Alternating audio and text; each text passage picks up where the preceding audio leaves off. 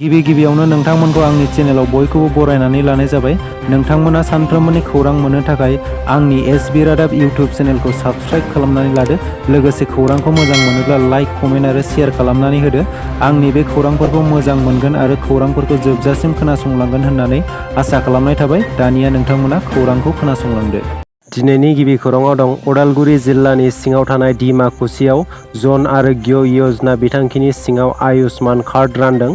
गोरिब थाखोनि सुबुंफोरखौ आयुष्मान कार्डनि गेजेरजों बेसेन लायाजासे मोजां सावस्रि होनो थाखाय सावस्रि बिफाना गिबि मन्थ्रि जन आरोग्य योजना बिथांखिनि सिङाव उदालगुरि जिल्लानि डिमाकुसियाव 100निबो बांसिन सुबुंफोरनो नेमखान्थि बायदियै आयुष्मान कार्डखौ राननानै होनाय जायो।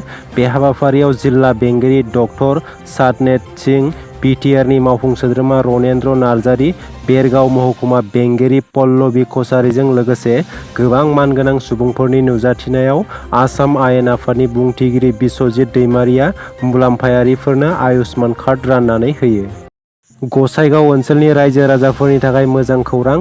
गसाइगाव ओनसोलनि गोबां रायजो राजाफोरा माबाफोर बेराम जायोब्ला गुबैयै सोनाब बंग, बङाइगाव, कक्राझार बायदिफोराव गारि भारा एबा गोबां रां खरसा खालामनानै गुबुनाव थाङालासे गसाइगाव एमआरएम देहा फाहामसालियाव खम बेसेनावनो नोंथाङा नोंथांनि गुबुन गुबुन बेरामनि फाहामथायखौ लानो हागोन।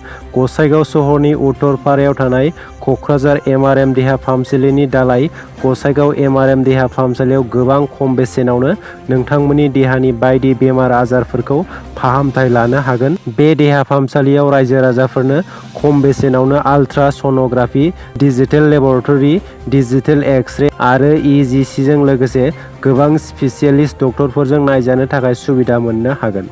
सानसेनि मेहेरगोनां हाबाफारि लानायनि गेजेरजों मैया सनितपुर जिल्लानि सा धेकियाजुलि लावदांगि इउएन एकाडेमियाव 7थि थुनलाइयारि आड्डाखौ खुंफुंदों। बे हाबाफारिखौ बेखेवनानै होयो थुनलाइ थावख्रिनिनो लेङाइ नेहाथारि नमद बसुमतारिया। लोगोसे बे मेलाव गाहाय आलासि महरै बाहागो लायो लकनायक अमिय कुमार दास कलेज बर' बिजोंनि बिबुंगोरा डक्टर तुलन मुसाहारि। 7थि थुनलाइयारि आड्डानि बे मेलाव गोबां फरायसाफोरजों लोगोसे फोरोंगिरिफोराबो बाहागो लादों। बे हाबाफारियाव गोबां रोखोमनि मोसानाय, मेथाइ खननाय, खन्थाइ आवरायनाय आरो सुंद' सल' फरायथिनाय हाबाफारि लानाय जायो। लोगोसेयैनो गोबां रोखोमनि थुनलाइयारि जौगानायनि सायाव सावरायलायनाय जायो होननानै फोरमायो। बर'नि माहारियारि आफाद एबसु आरो बर' थुनलाइ आफादा फिन सोमावसारनो थियारि जादों।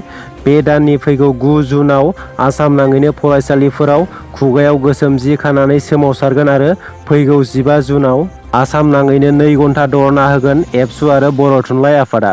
आसाम सरकारा बर' बिजोंनि थाखो 6आव सानखान्थि आरो बिगियान आयदाखौ बर' रावनि सोलायै इंराजि राव फोरोंनो नारसिननायनि हेंथायै फैगौ 9 आरो 15 जुनआव गोख्रोङै सोमावसारनो थांखि लादों। एबसु आरो बर' थुनलाइ आफादा मैया गुवाहाटि नोगोरमानि गरसुक बाथौफुरियाव थानाय समाज थुनलाइ हारिमुवारि मावथांखिसालियाव बर' थुनलाइ आफादनि मिरु मावफुं मेलखौ खुंफुंनाय समाव बे थांखिखौ लानाय जादों। बे मावफुं मेलावनो मिरु एबसुनिफ्राय बोसोनगिरि खुंख्रा सरगयारि, लोगो आफादगिरि खोरोमदाव औवारि, गाहाय नेहाथारि कनिन्द्र बसुमतारि, बुंथिगिरि अबिर नार्जारी आरो माखासे दैदेनगिरिफोराबो बाहागो लायो।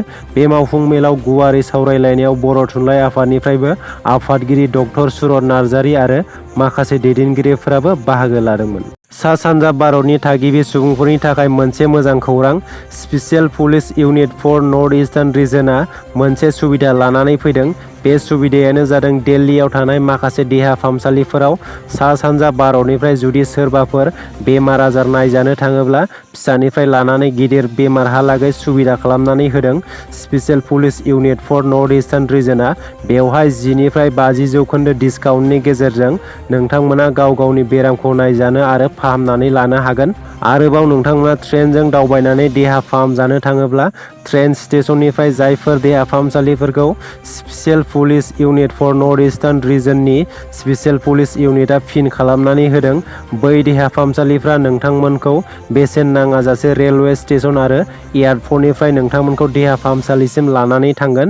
Special police unit for north eastern रिजननि बेबादि सुबिदा फोसावनानै होनायखौ दिल्ली इउनिट एबसुआ फोरमायनानै हरदों। नोंथांमोना बे सुबिदाखौ लानोब्ला दिल्ली इउनिट एबसुआ मबाइल नाम्बार होनानै होदों। दिल्ली इउनिट एबसुनि आफादगिरिनि मबाइल नाम्बारा जादों 7896043326।